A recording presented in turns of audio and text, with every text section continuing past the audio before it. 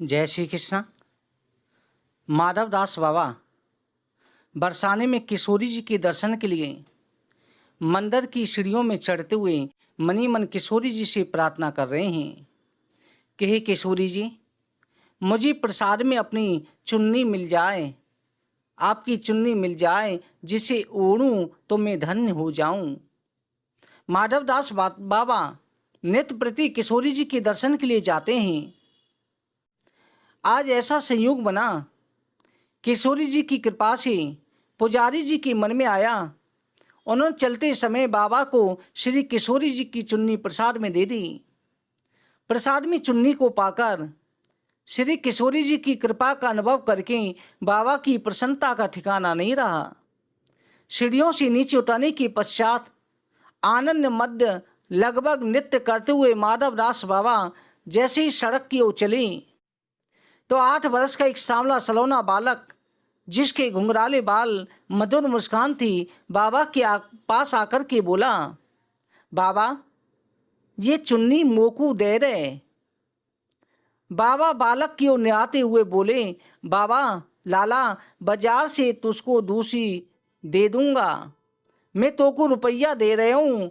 ऐसा कह के बाबा ने 1 रुपया निकाल के दियो। बालक ने कहा, बाबा मोकू पैसा ना चाहिए, मोकू तो ये चुनरी चाहिए। बाबा बोले, ये चुनरी श्री जी की प्रसादी है, भैया मैं जा चुन्नी को तो ना दूंगा। ऐसा कह के बाबा ने चुन्नी को अपने हृदय से लगा लियो और आगे चल दिए। थोड़ी दूरी गए इतने में पीछे से बालक दौड़तो आयो, बाबा के कंधे पे से चुन्नी खींच के भाग गयो।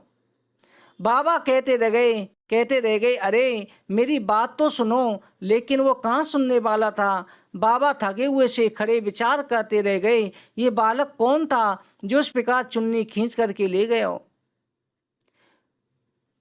चुन्नी के इस प्रकार चले जाने से बाबा उदासी में श्री राम वृंदावन लौट आए। शाम को बाबा श्री बिहारी जी के दर्शन के लिए गए तो देखा श्री बिहारी जी के परम आश्चर्य में दर्शन हो रहे हैं। जो चुनरी श्री जी के मंदिर में बाबा को प्रसादी रूप से प्राप्त हुई, वो बरसाने में सांवला बालक छीन कर के भाग गया था। वही चुनरी श्री बिहारी जी धारण किए हुए मंद मंद मुस्कुरा रहे थे। बाबा माधवदास जी प्रसन्नता से भरकर के बोले, अच्छा तो वो ठग बालक आप ही थे। अरे कुछ देर तो मेरे पास श्री जी की प्रसादी चुनरी को रहने दिया होता। भगवान मुस्कुराने लगे। यही होती है भक्त भगवान की लीला। श्री कृष्ण वंदे जगत गुरुम। राधे राधे।